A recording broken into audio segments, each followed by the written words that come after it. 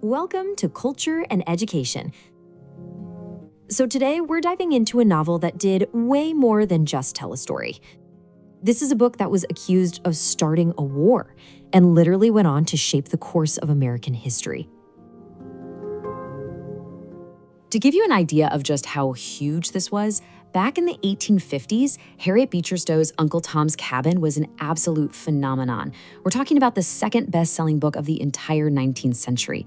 The only book that sold more? The Bible. And its impact? Well, it was so profound that, according to legend, Abraham Lincoln himself greeted the author by saying, "So this is the little lady who started this great war." Which really begs the question, right? How on earth did a single book become such a powerful political weapon? Well, it all starts with the author, Harriet Beecher Stowe. She was a passionate abolitionist, and she wrote this novel as a direct response, a direct challenge to the Fugitive Slave Act of 1850. Her goal wasn't to get bogged down in dry political debates. No, she wanted to cut right through all that and force Americans to look slavery in the face, to see its brutal human cost. The story kicks off on a Kentucky farm. The owner, a man named Arthur Shelby, is in deep financial trouble, and he makes a decision that will just shatter lives.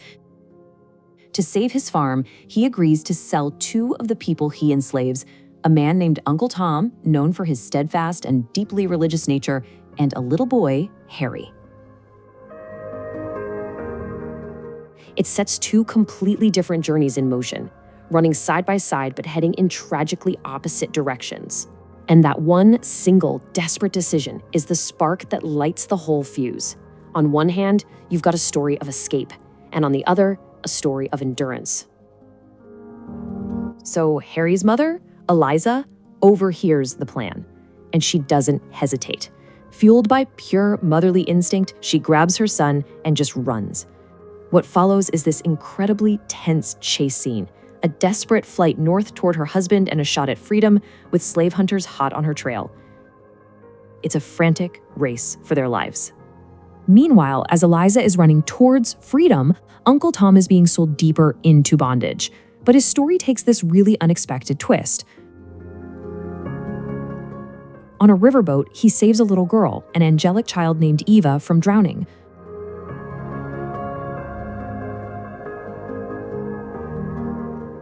Her father, Augustine St. Clair, is so grateful that he buys Tom, and for a little while, Tom experiences a life of relative kindness.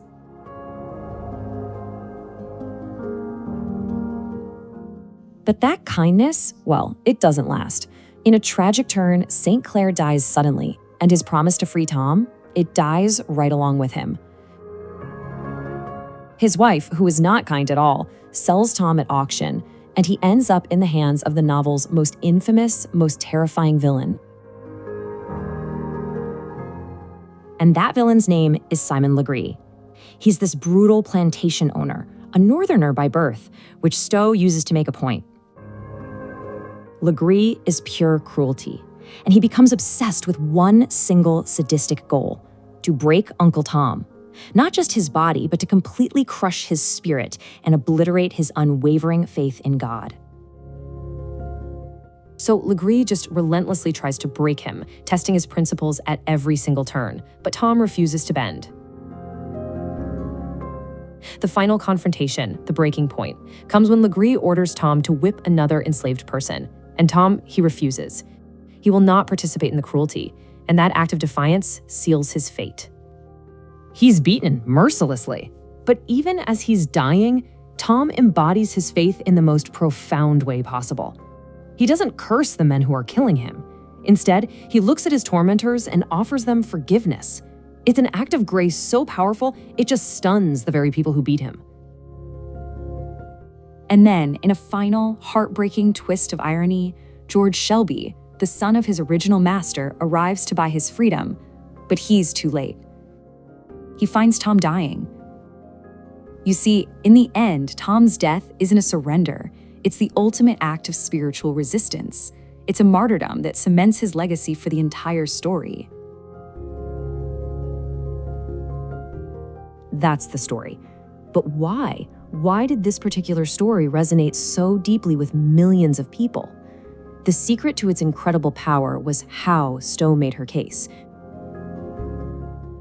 She didn't write a dry political argument.